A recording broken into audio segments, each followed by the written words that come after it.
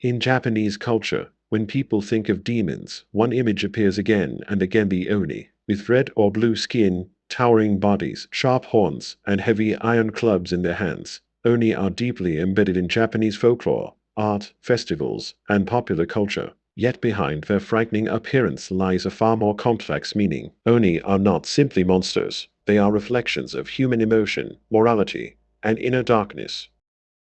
In traditional legends, oni are often said to live in remote places, deep mountains, the underworld, or desolate landscapes far from human society. They possess immense physical strength and are known to punish wrongdoers, bring disasters, or devour humans. However, unlike demons in many Western traditions, oni are rarely embodiments of pure evil. In Japanese thought, their existence is often tied to transformation rather than origin. Many folktales suggest that oni were once human. Those consumed by greed, hatred, jealousy, or overwhelming suffering could gradually lose their humanity and become oni. This transformation does not happen suddenly. It is the result of emotional imbalance accumulating over time. In this way, oni serve as a warning not about external threats, but about the consequences of failing to control one's inner state. The color of an oni's skin carries symbolic meaning. Red oni are associated with intense emotions such as anger, passion, and uncontrolled desire. Red is the color of fire and blood, representing raw energy and emotional overflow.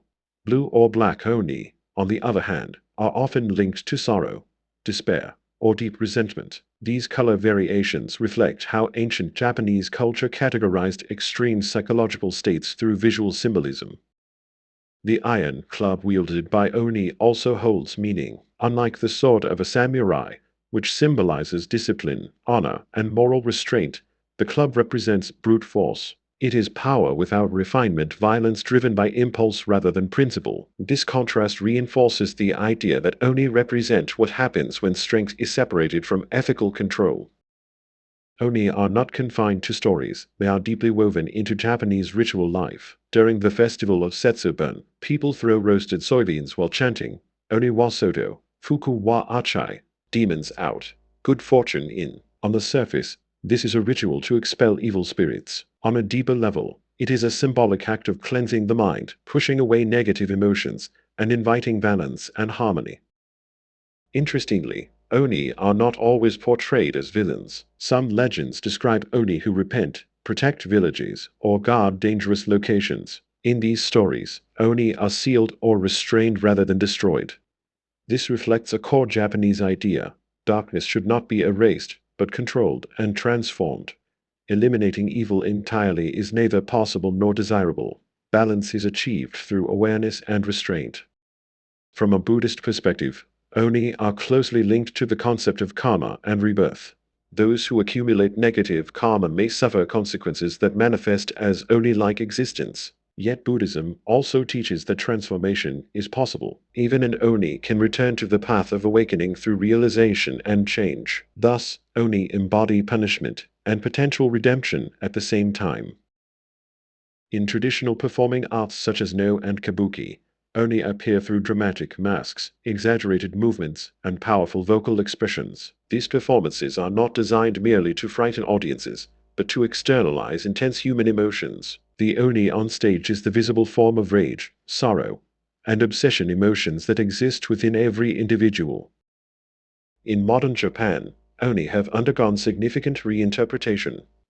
In anime, manga, and video games, oni can be antagonists, neutral beings, or even heroes. Some are portrayed sympathetically, with tragic backstories. This evolution reflects a changing understanding of morality. Rather than viewing evil as absolute, modern storytelling acknowledges context, trauma, and complexity.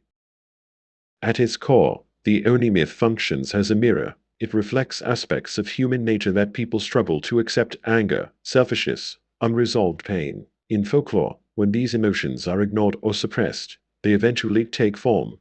Just as a human becomes an oni, the message is clear: what we refuse to confront within ourselves will grow stronger. This may explain why oni remain a powerful cultural symbol even today. They are not just demons meant to scare children, but tools for self-examination. Oni remind us that the boundary between humanity and monstrosity is not defined by appearance, but by choices, awareness, and restraint. So, are Oni demons or humans? The answer is both. Oni are born from human imbalance, yet they also warn against it. They are the consequence of losing control, and the reminder that control is possible. In a world filled with pressure, conflict, and emotional extremes, the story of Oni feels more relevant than ever. Perhaps that is why Oni continue to appear across centuries of Japanese culture, not because people believe in demons, but because they recognize the truth behind the myth. Oni are not monsters hiding in the dark. They are shadows cast by the human heart, and understanding them is the first step toward preventing their rise.